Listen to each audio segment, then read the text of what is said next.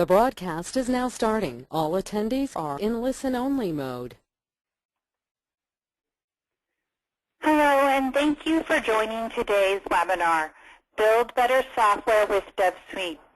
My name is Renee Alanis. I'm the Senior Marketing Manager here at TechExcel.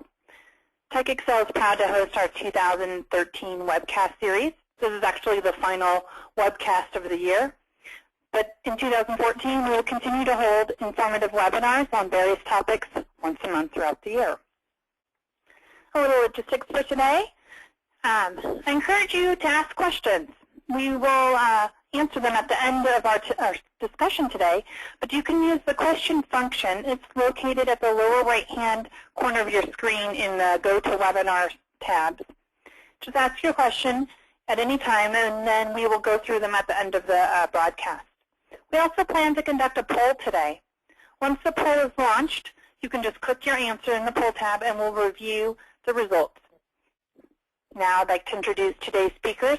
Prince Wong, he's a product manager at TechExcel, and Vineet Argawal. Vineet is the product manager for DevSuite. Welcome. Thanks, Renee. Hello, everyone. Thanks for attending this webinar. I'm Vineet Agarwal, product manager at DevSuite at TechExcel. So in this webinar, we'll show you how to build better software using DevSuite ALM. So we'll start with addressing what are the common issues and the causes for those issues in software development.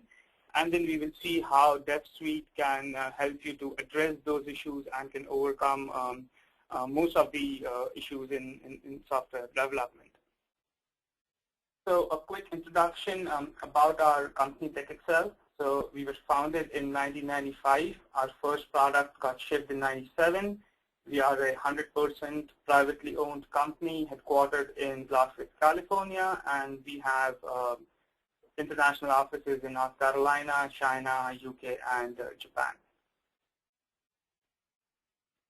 Let's start with addressing some of the issues or some of the most common issues with software development. So one thing that we hear the most is that the software releases are too buggy, and because of that, the software quality is really low. The other common issue that we hear is that the releases are constantly delayed, and due to that, and the reason for the delayed releases, or I would say one of the reasons for the delayed releases is the over-allocation of work. And then, of course, we have the unhappy customers, and that is due to lack of verification and validation in your product. So there is improper prioritization, and also the core teams are disconnected, because of which any changes are not communicated, to the right development and the QA teams. So we will see how we can address these issues using the DevSuite, and we will walk you through the entire process. We will create a requirement, we will go through the development and testing phases, and then show you the verification and validation towards the end. But before I jump into the tool directly, I just want to show you the process on which the DevSuite application lifecycle management solution is based.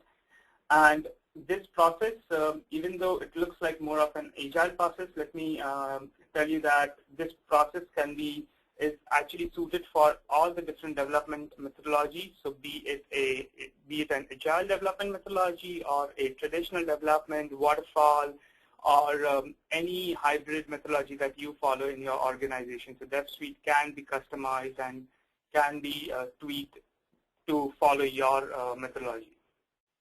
So let's see what are the different artifacts involved in the DevSuite, and then we will follow these artifacts in the actual tool, and I will show you the actual process as well.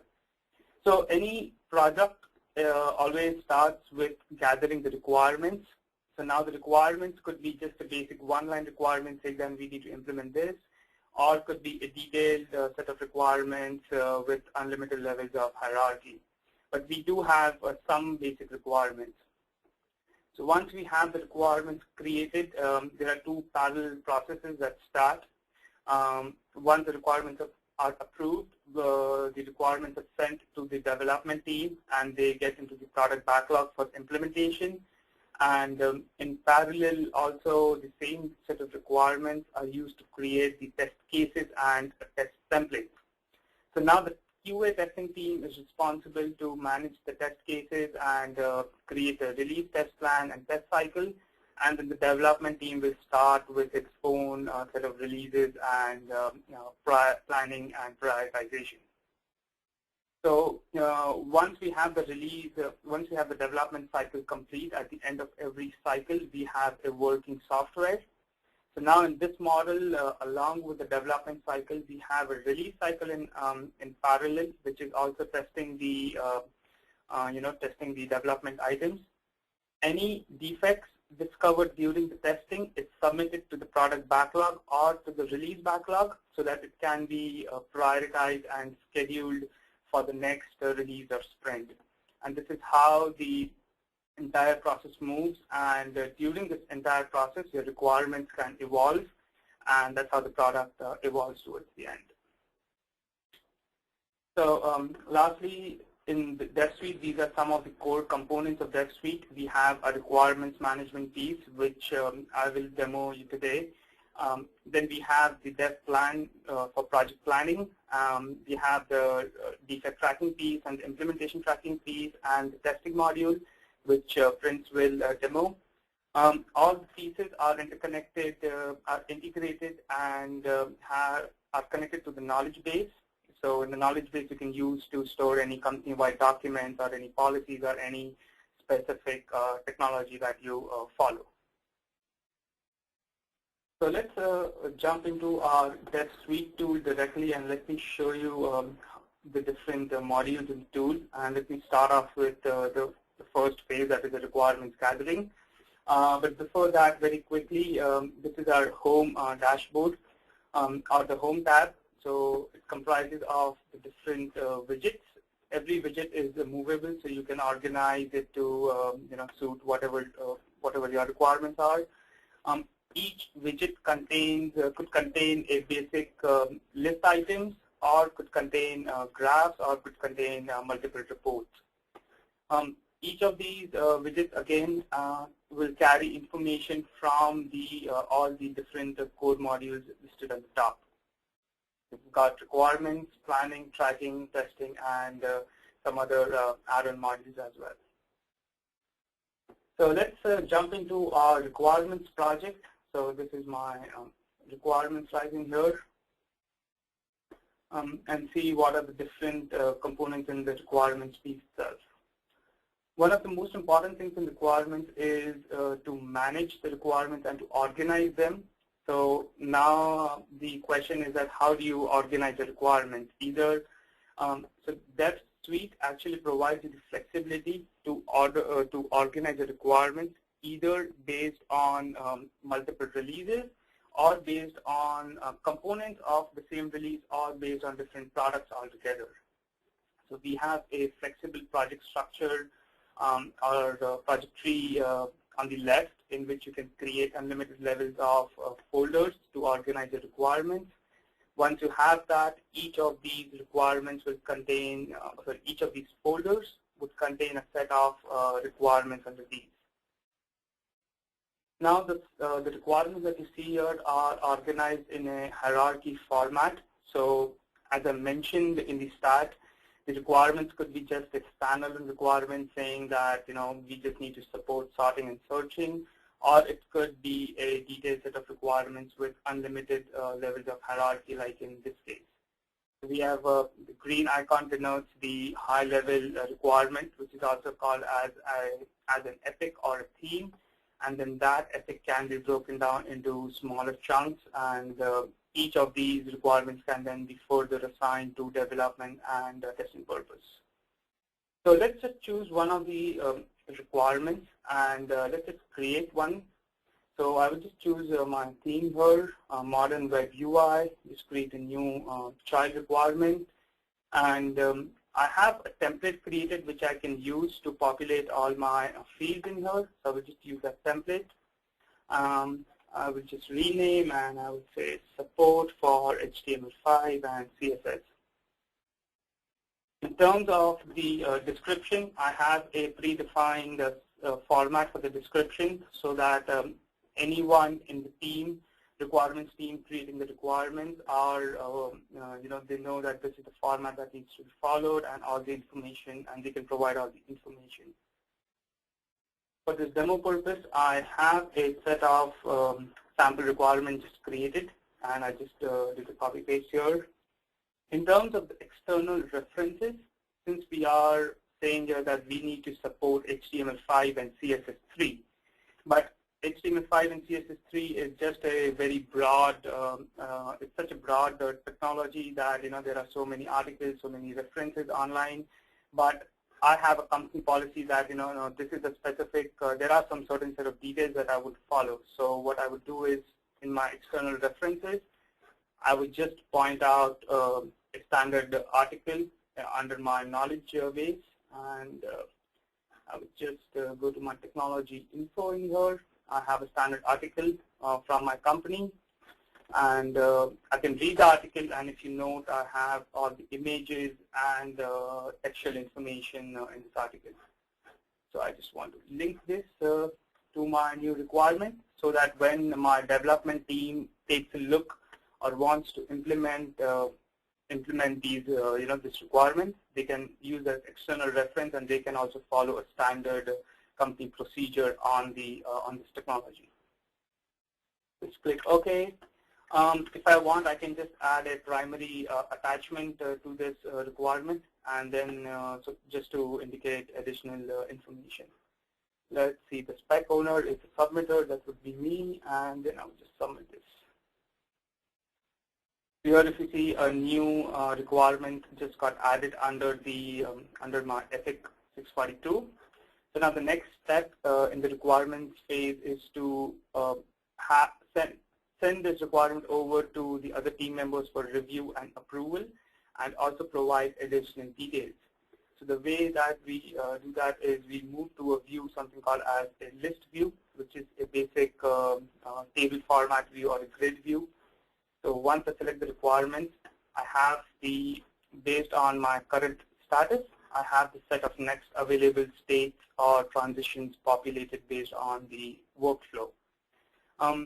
Just a quick note here, this workflow is a graphical workflow which can be designed using the point-and-click interface in our admin client. This is just a basic workflow. So let's see.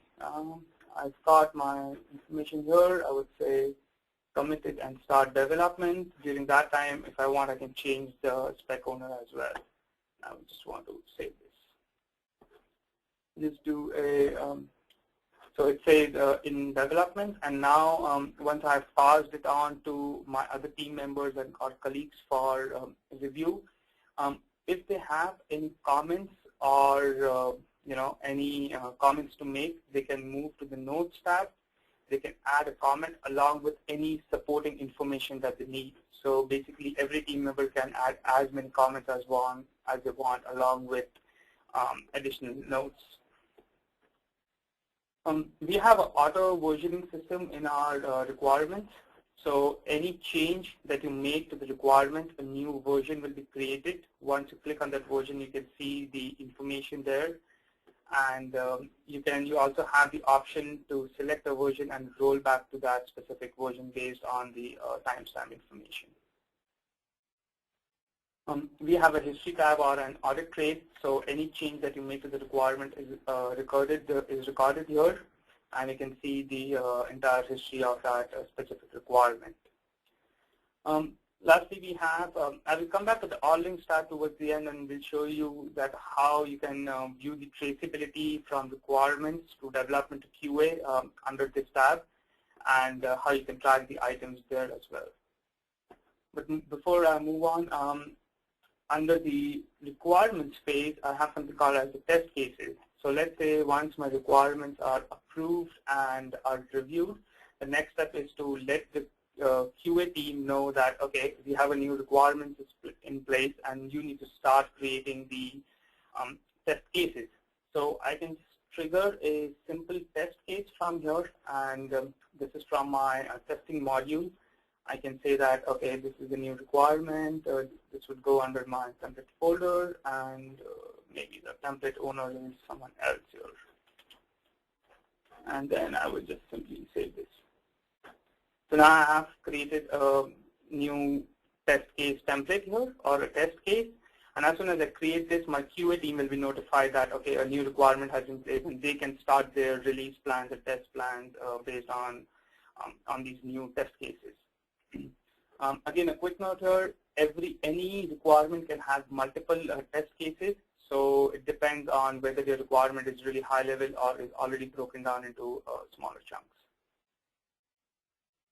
Once a requirement management system evolves, then it becomes difficult to actually search for a specific requirement. So we have a quick filter on the top, and so we have a quick user filter, so I can easily filter all my requirements based on specific user, or I can simply filter the requirements based on a specific state, or if this is not good enough, then I have a advanced search query I can just use to filter, make multiple filter options and filter the requirements.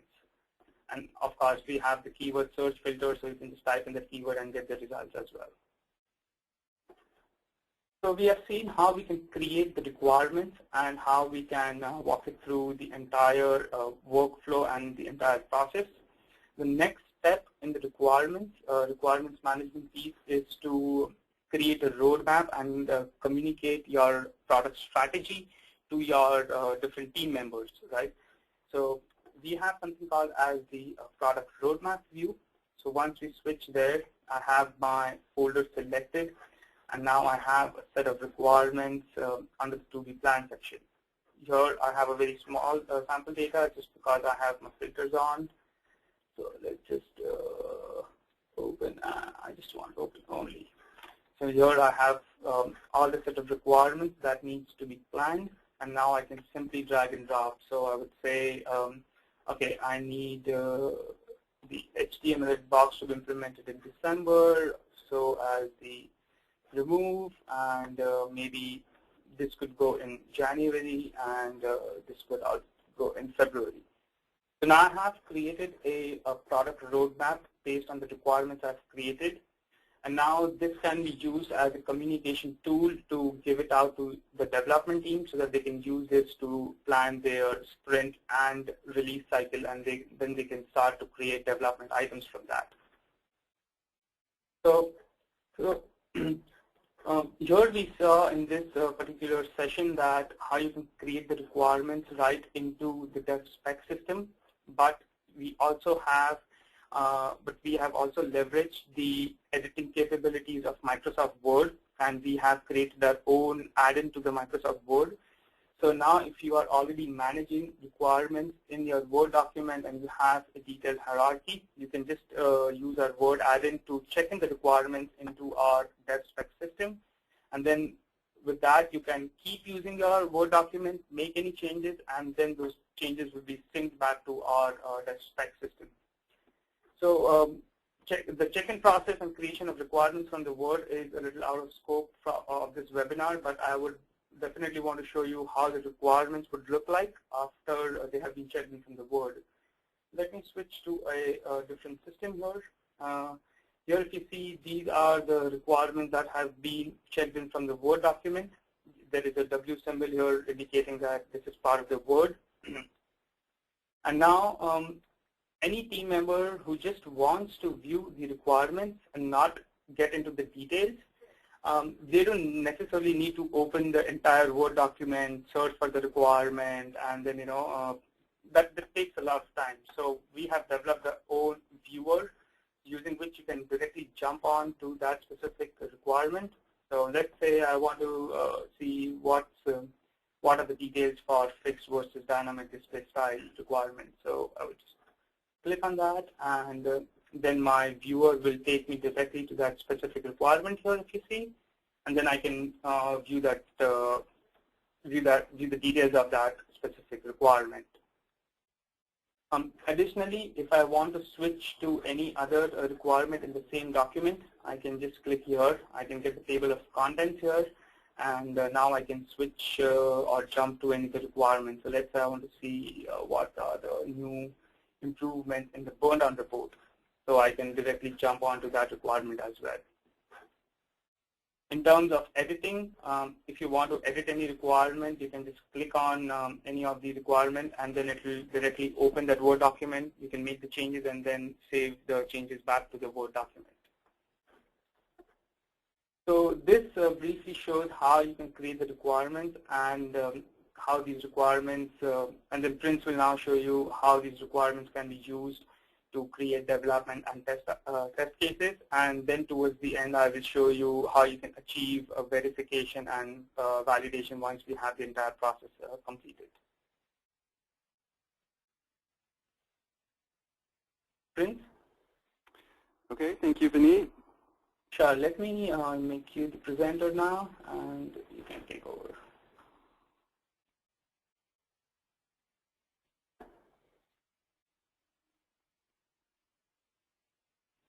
Okay, thanks again, Vineet. So I'll be covering tracking and also the testing aspect of the Application Lifecycle Management Suite.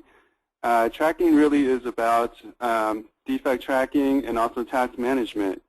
So it can comprise of anything that you want to track within your development schedule.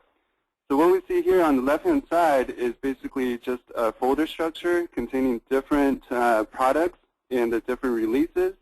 In this particular example, the product is Content Sharing Manager, and we're working on version 1.0. Now, underneath each development space, we can choose to have, if we're agile, we can choose to have different sprints.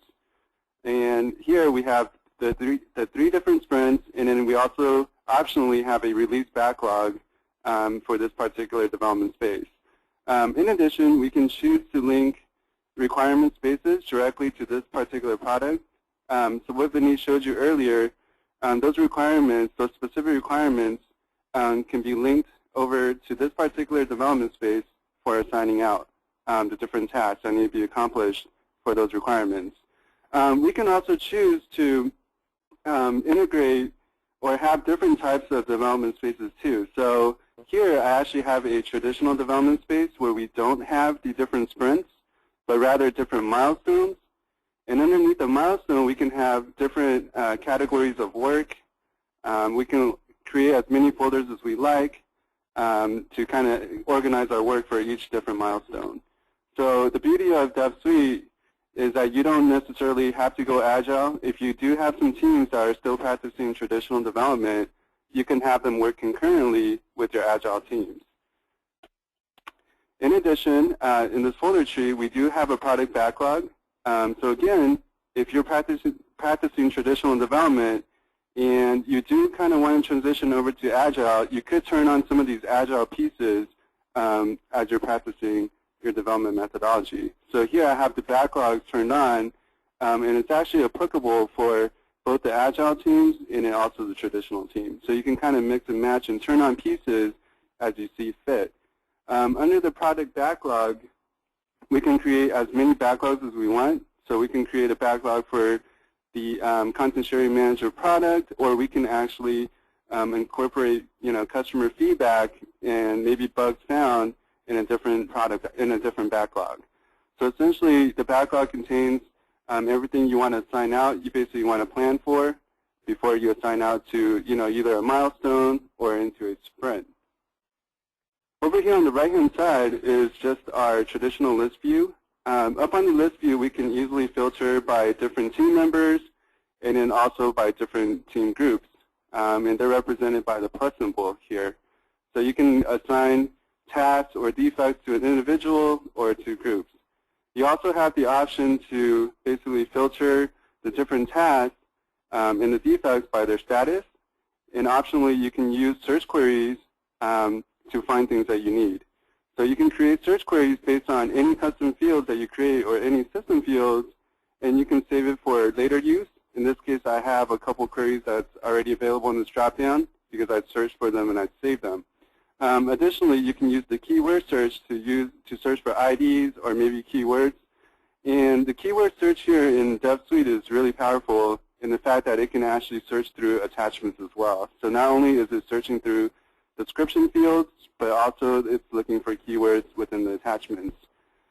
Over here on this list view, there's a lot of customizability options here. So we try to make it easy. We give you the option to, right-click and customize.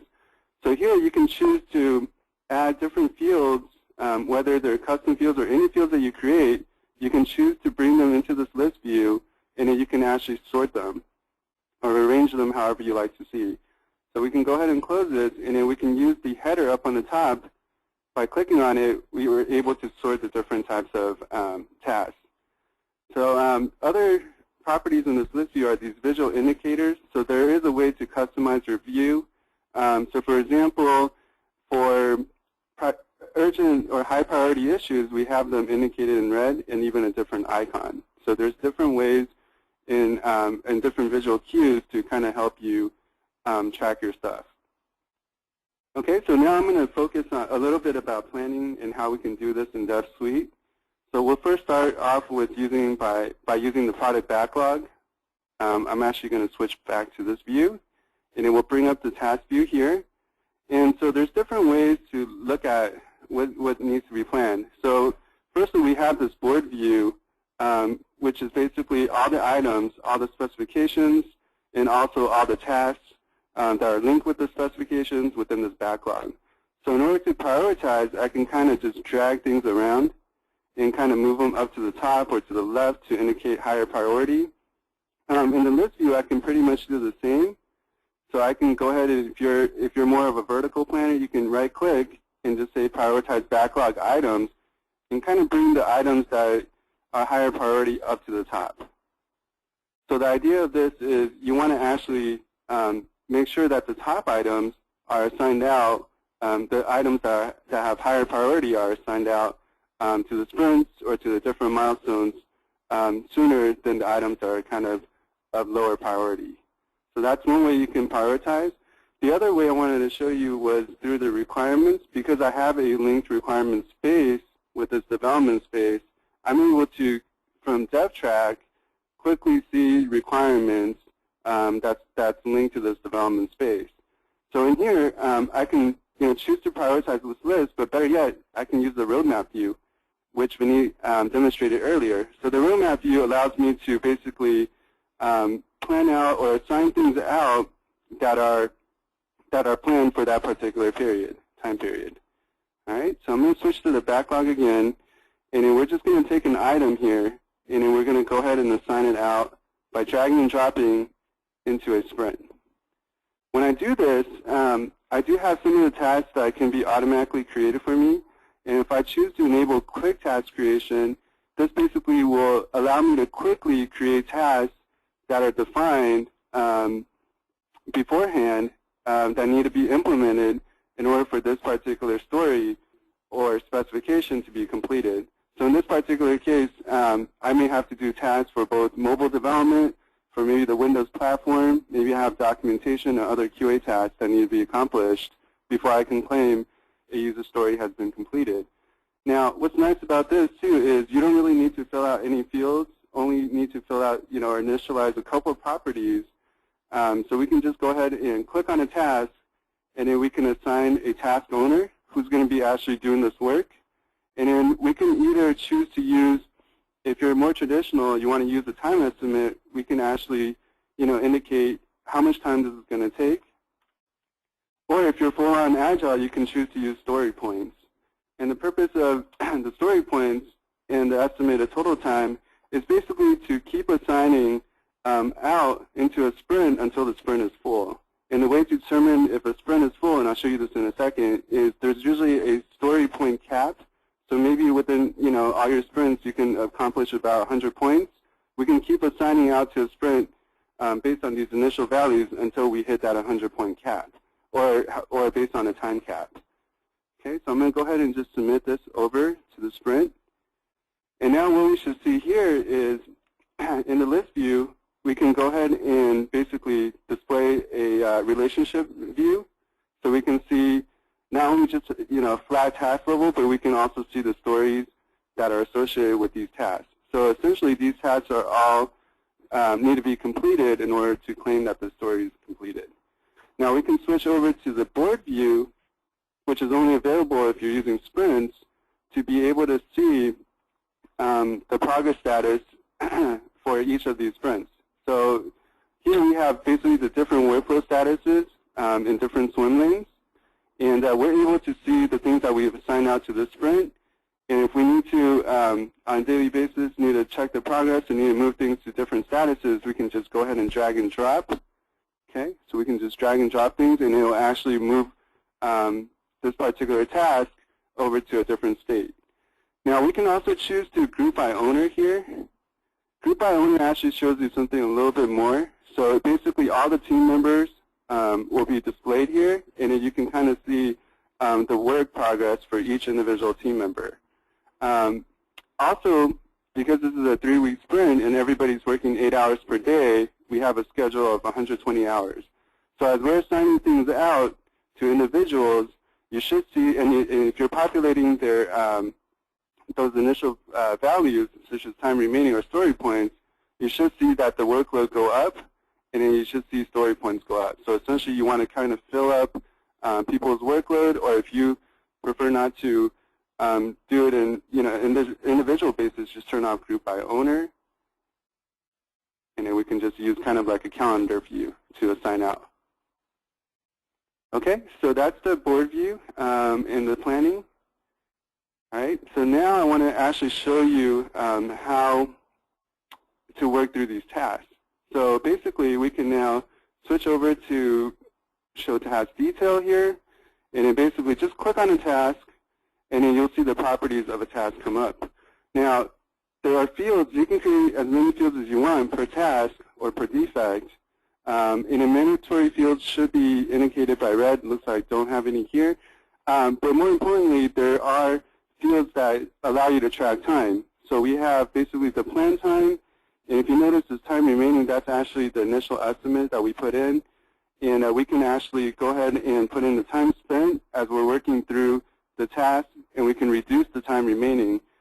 These time values are pretty critical for, and also the story points, they're critical for tracking progress, of course, because it will actually, if you look at it here, there's a percentage bar. It will actually automatically update these percentage status bars.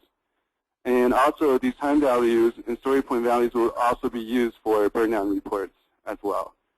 Okay, so those are important properties of a task. Of course, we can go into the issue details to kind of view a history of everything that's been happening on this particular task. We can always see the tracking history and also a change log, everything that's been changed. Okay, we can also choose to add additional knowledge articles to a particular task. We can change the way, or change this particular task to a different story if we need to, and then we can link it to other tasks, etc. Okay.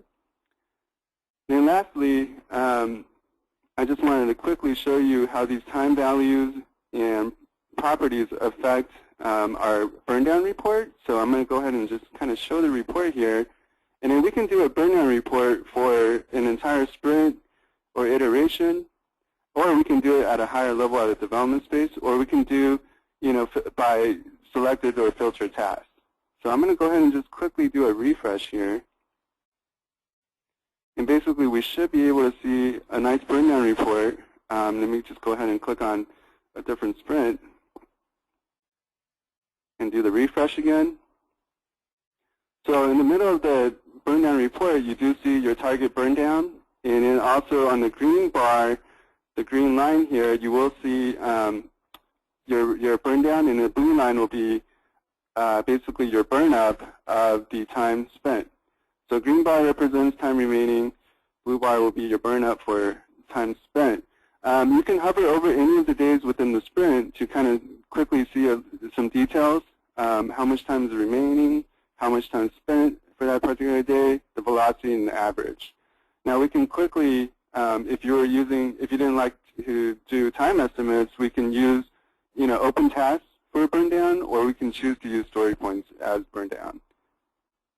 Okay. All right, so that should conclude. That should just give you a little bit about the reporting. I'm going to go ahead and minimize this again.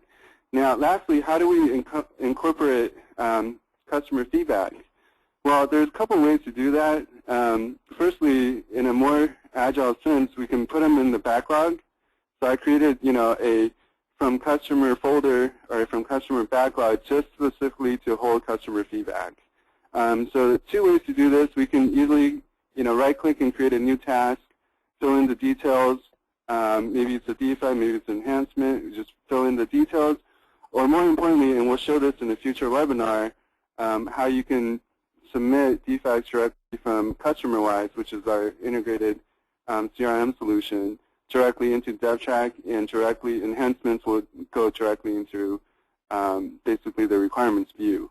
But essentially it will be the same. So once you basically have all of your customer feedback, you can again prioritize and then kind of just assign them out to different sprints or milestones or however you categorize your folders.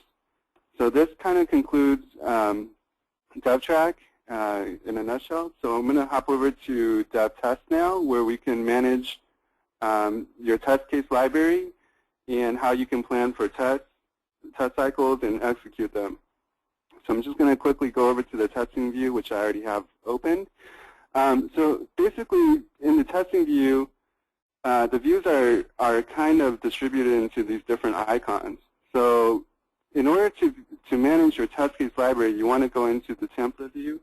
So I'm going to just re-log in here. Looks like I've been re-logged out. I'm going to just go back into the testing view and then hop over to the template view. In the template view, it's basically all of your test cases within your test library. So your test library can be organized by maybe different products, and it may be all the different areas for your product. Okay? And you can include as many folders as you want, unlimited hierarchy, and whatnot. Over here on the right-hand side, it's very similar to DevTrack. So we'll have all of our test cases. And what's in the details down below basically will be the details for each particular test case. Now, there is a simple workflow with test cases. So we can have approved, draft, pending approval. You can kind of customize this. But more importantly, only the approved test cases can be used for test execution. You can also assign the author of these test cases, and then you can put in an estimated test time, which can be later used to compare against actual time. And you can, of course, put in your test procedure and then a simple expected result. Now, the expected result field could be a little bit more complicated than this. So if I switch over to this test case here, so not only am I just putting in a simple result, but now I'm actually going to do what we call verification points. So for each expected result here that we see, we're going to have different steps that you need to confirm along the way in order to successfully pass this test. Okay, so you could, come up with something even more complicated than this instead of something we call matrices. So we're going to go ahead and now take a look at this environment variable real quickly. And what's really nice about this is that you don't have to create duplicate copies of a test case. You can actually just use one single test case, and then you can define the applicable environments. So in this particular example, this test case is applicable for all of these different platforms, Android, iOS, different operating systems, and it's also applicable for all these different browsers. So you essentially, just like the requirements in DevTest, you can have a single test case basically be applicable for different environments. And then later on, you'll see our wizard-driven test planning tool, which will allow you to select the environments that you want to test, and it will automatically pick up the templates or the test cases here that apply to those environments. All right, so now how do I add test cases into this library? So there's two ways. So I can simply just go ahead and right-click and just do New and kind of just fill out the details here. Okay, and then or just like DevSpec, I can choose to create a new test case from a requirement. All right, so here I can basically use some filters to kind of help me find the requirements that I want to create test cases for. And And I have also automation set up so that the description field from DevSpec or the requirements are copied over to the procedures field within the test case. So I'm just going to go ahead and select a couple of these. And of course, any images that are in the specifications also come over. So I'm going to just quickly do a link here, and then basically we should see the specs be automatically created here inside the test cases. So this is the testing library. But now let's switch over to the task view where we can kind of plan for our different releases and then also our different test cycles. So over here on the left-hand side is another tree, but essentially you can have the different products, have multiple products in here, and then underneath each product you can create a new release, and then underneath the releases we can create the different test cycles. Now the reason why we break this up like this is for this particular release, we're defining the scope of testing, who can be the testers, and what environments we want to test against, and then test cycles can be a subset of that. So it can be way more specific in what you want to test. So like I mentioned before, everything is wizard-based.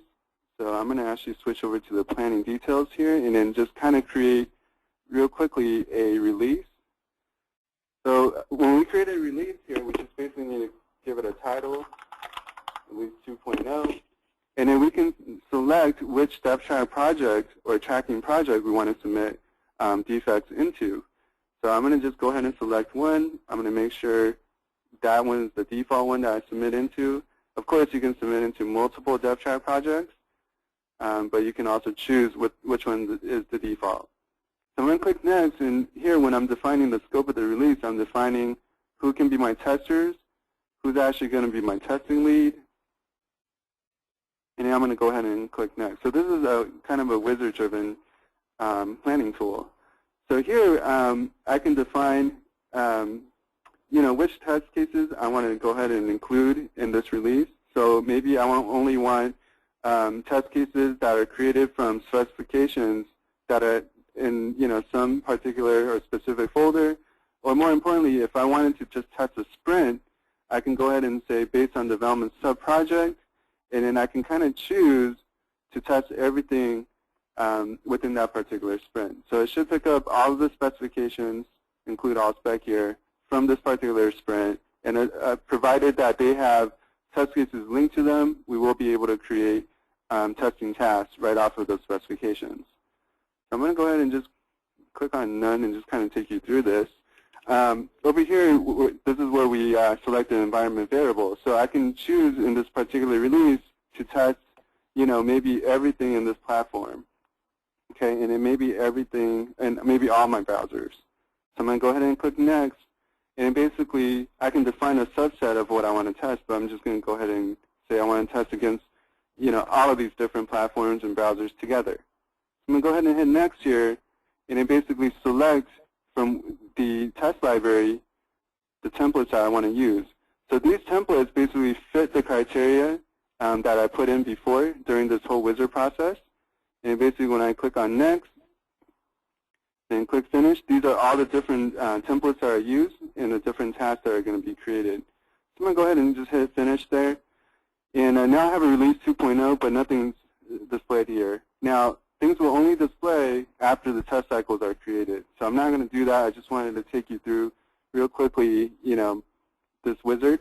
But basically, if we look at any particular release, let me just come down here for a minute and just show you how on the summary view, in the planning detail, we can kind of see, all the tasks that have been assigned out, all the tasks that have been completed, or percent complete, how much of it has passed, how much of it has failed, and how much of it hasn't been tested. So you can kind of quickly get details on this particular release or a particular test cycle and kind of use this data to plan for your next test cycle. So when we're creating a new test cycle, I can kind of say, give me all of the test cases that have failed in the previous test cycle. Now, we're going to switch over to this task detail here. And in this detail view, this is actually going to be useful for your testers. So your testers on a daily basis will just need to select which test cycle they're going to be testing in and basically select themselves here. and then kind of just look at each task. So under the task view here, we do have a test procedure. We do have the expected result, which is all coming over from the template or from the test case. And what you can see here to illustrate the point where we can have, a single template or a single test case generate multiple tasks based on the environments. You can kind of see that here. This particular one, web subversion integration, is a test that's made that needs to be performed against iOS and IE, whereas the same test from the same test case is created again for Windows 8 and Firefox. So this is all done through the wizard. You only need to maintain, only one test case for all these different environments. All right. So now let's take a quick look at how we can basically submit defects right into DevTrack. So I can click on any of these tasks, and then by just clicking on Fail, I have the system set up to automatically prompt this Submit Defect screen. So we can create a new defect into the DevTrack project that we selected, or if there is an existing defect on this particular test case, we can look for that and link to it. So I'm going to go ahead and hit OK here. And then we basically just need to fill out the details before submission. Now, some of the data is filled out already, only because I have the mappings set up. So I've mapped, some fields and whatnot. So the title field, for example, is mapped to the title of the test. And I can submit into whichever sub-project inside DevTrack that I want, but right now it's submitted into a backlog folder. And excuse me for having the wrong folder name here. It really should be, just from testing. And then, of course, if this test was linked to a story or a specification, then when you create a defect, it will be linked to that same story and same specification. You could choose to change it to a different one and whatnot. So just after filling out these details here, a defect will be submitted into DevTrack.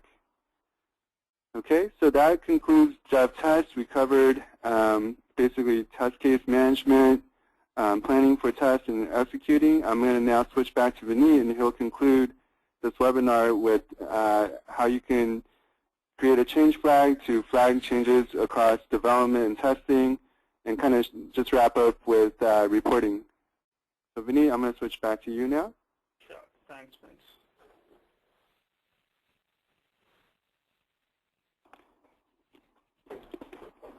Okay. So we have a quick poll question to ask regarding how do you communicate requirement changes to your dev and QA teams. So please take some time to fill that poll question, and then I will show you how you can use DevSuite to effectively communicate changes to the dev and QA teams. Okay, so the poll is launched. So just pick one, and we'll leave it open for a couple more seconds.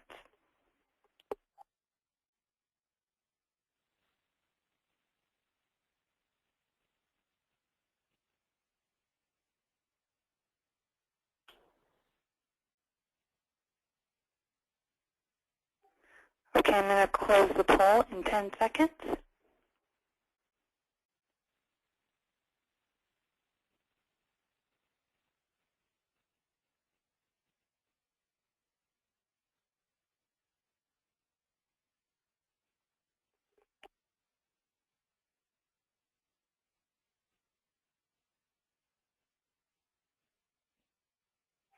Okay, so here are the results from that poll. And Vineet, you can go through this.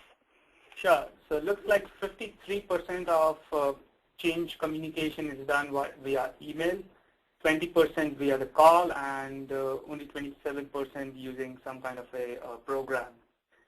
So the biggest disadvantage of using only the emails is that you send out the emails, but it is possible that due to high volume of emails, your change request or your change is buried under.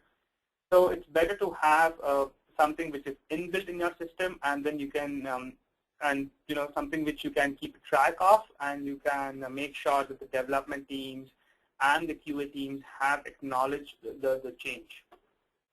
So let's, I will just choose one of my sample requirements, which I have, which has associated development and QA items in there. So the way I know that there are associated development and QA items is using the All Links tab. So under my link development, I can, you know what, actually let me open this in full screen mode. Yeah, much better. So I can see what in what particular project or in what particular release my requirement is being implemented, and also I can see the associated linked QA tests going on for that requirement. Now, if I make any change to the requirement, it is necessary that I communicate that change to my both my teams so that everyone is on the same page and we can make sure that the changes are effective. So let's just make a change to the requirement. Let's say I have a new point here. As soon as I submit this, I will get a pop-up window which says change flagging event. I can just specify here that I added a new point. And then at the bottom, if you see, we have the associated development items and also the associated test cases here, and there is a flag generated. So if you can actually choose to select one or all the requirements or all the associated links, or you can just select one of them. Also, there is there is a customizable state here which says open, closed, or failed. So unless this event is closed, you cannot go ahead with the requirement to say that you have an open event. Please take care of that. So let's just go and trigger the changes. So now under my events tab, I have all the flags triggered. That means all my development and QA teams have been notified.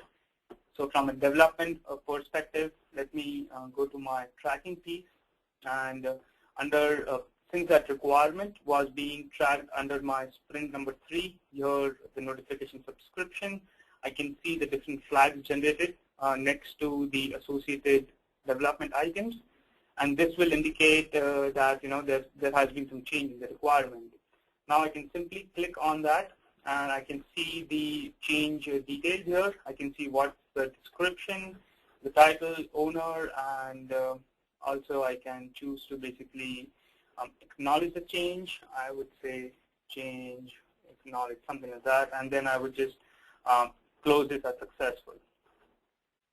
Likewise, every team member can update and acknowledge their change, and if there are some notes to be provided, they can provide it that the reason for why they have failed this event or why they haven't acknowledged this event.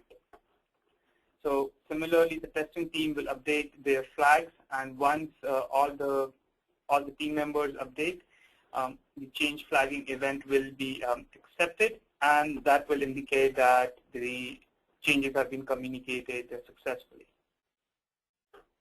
The last piece in the entire application lifecycle management is verification and validation. So the ways you can do that is using a simple traceability report. So here, if you see, for my requirements, I have created a traceability report which shows what are my requirements, what are my associated development items, and also what are my associated QA test cases and the status of the testing tasks. Now, if I want to easily know that, give me all the set of requirements that have no associated development and test, because that is what you want to know. So you can easily do a quick filter here, link DevSuite items, and what I want to do is give me all the requirements that have no dev track, no dev test, and also no dev test tasks. I would quickly search on that, do a quick refresh, and then I will see that, okay, these are the requirements that need to be taken care of, and then I can take an informed business decision here, and then I can start updating, or I can start to communicate my development and QA teams to ask them to create the corresponding development and test items. So this is how you can avoid the requirements falling of any missing gaps, and you can basically ensure verification and validation in the process. So basically, this concludes our webinar for today. The floor is open to questions, and we'll be happy to answer any questions in this webinar, or if you want to send us an email or call us. We'll be happy to answer them as well. Let's see what are the questions asked here. Okay, so one question asked here is that under the requirements there was a percentage complete bar. What does that indicate? So let me just switch to that. So this percentage complete is actually driven by the associated development tasks. So basically this is a roll-up of all the development tasks that are in progress. So let me switch to a different view here. Let me choose this requirement. And then I can see here that these are the associated development items along with the percentage complete for each one of them. And all these percentage complete are rolled up at the requirement level. So this basically that indicates how much the development has been complete for that specific requirement. Okay, let's see if there is another question.